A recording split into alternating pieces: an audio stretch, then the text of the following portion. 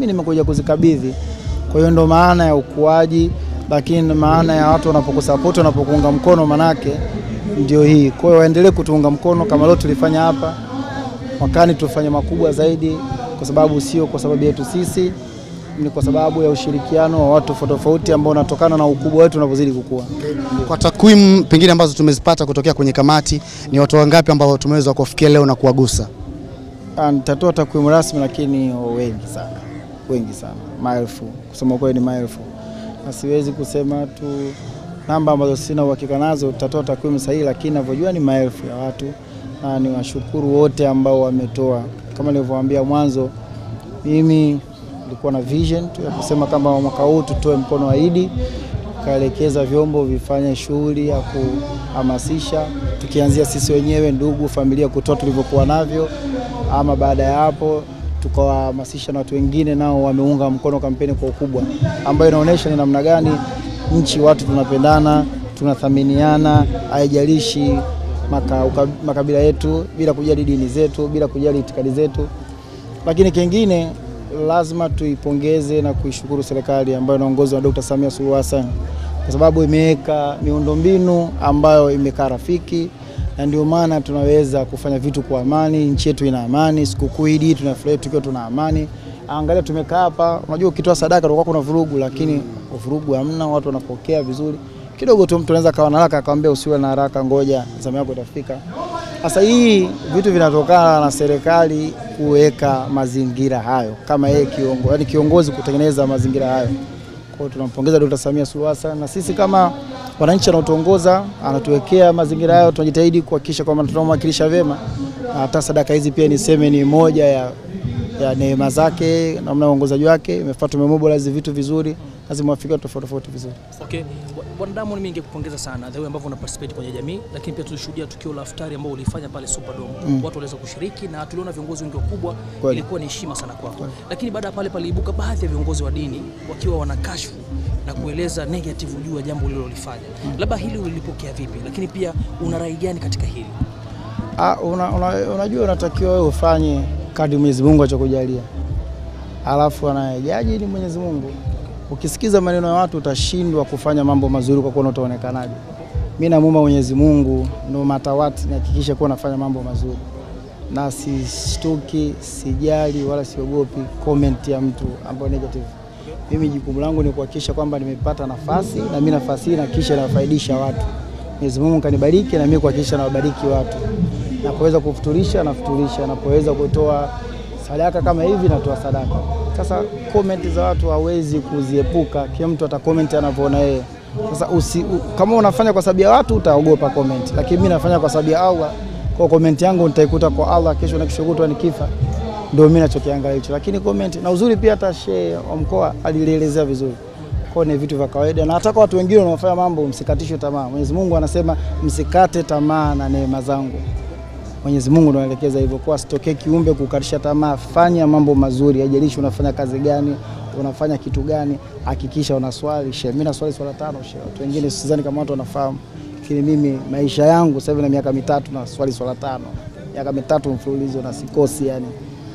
Kwa hiyo nikitaka kumsikiza mtu anaimba afu na swali, mnafiki. Okay, mnafiki yangu atajua Mwenyezi Mungu. Kama Mwenyezi Mungu anasema funga, nakwambia saumu ni, yani funga ni yangu mimi, saumu ni yangu mimi. Basi na hizi neema za kwake. Asanteni na wao inaenda kwa Manara. Ana ghafla yake lazima nikamunga mkono. Nashukuru. Shukrani. Kitaka funga. Pana kuchosha wema. Sawa. Tusimame sawa sasa. Officer. Tusimame sawa na mkurugenzi pale.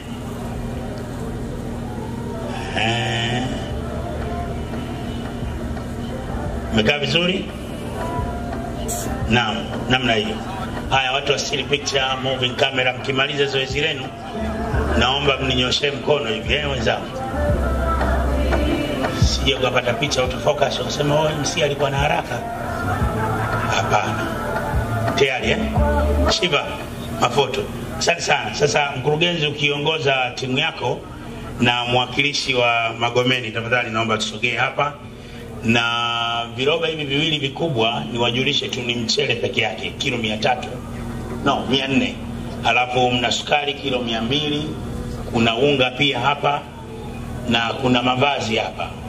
Sasa unajua zawadi hizi zimekuwa nyingi, zingine sijui hii hata nini. Mtajua huko Kuira nzuri. Taulo taulo hizi. Asante sana CB. Kuna juice hapa, kuna maji na vitu vinginevyo vingi tu ambavyo vinatolewa hapa. Sasa kwa niaba ya namna ya kukabidhi hapa, viongozi naomba mje. Naomba mje. Mje hapa. Sasa ili namna ya kukabidhi, mimi ningeshauri mpate kibaba kidogo vya kunyanyua hapa. Au mchukue box tu kwa niaba ya. Tutaweza kunyanyua kiroba hicho. Unafanya mazoezi. Mkurugenzi unafanya mazoezi. Namna hiyo. Kwa ufupi tu tupate picha nzuri za kumbukumbu. Asante sana watu wa still picture. Vizuri sana. Sasa nimepata msaada. Subirini hapo hapo. Njoo pita kwa kibaba. Toa ile, simamisha gunia ile lenye afya. Sije kuonekana tumewapa vikilo viwili. Nimekwambia hiyo 200 hiyo. Sogeze. Sogeze mbele yao.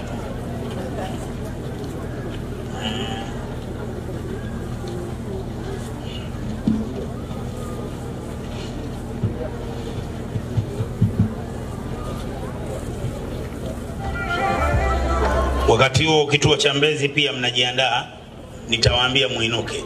Asante sana. Sasa kibaba hapo tupishe, waache viongozi waweze kulishikilia hapo juu juu. Asante sana.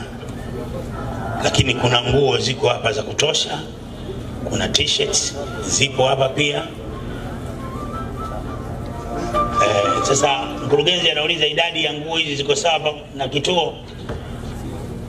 Ziko sawa Asante, naambiwa ziko sawa. Asante sana. Sasa wale walioandaliwa kwa ajili ya kuwapelekea kwenye gari lao, naomba tafadhali CB waweze kuvichukua na niletewe vifaa sasa vya watu wa Mbezi. Tafadhali kwa sasa. Naam, karibu. Asante sana. Njoo. Kila mmoja anaenda kwenye gari yao mkurugenzi. Mkuu wa kituo, tafadhali mkurugenzi na meza kuu wote. Mkuu wa kituo alikuwa anaomba kutoa shukrani hapa kwa haya ambayo yametokea. Karibu.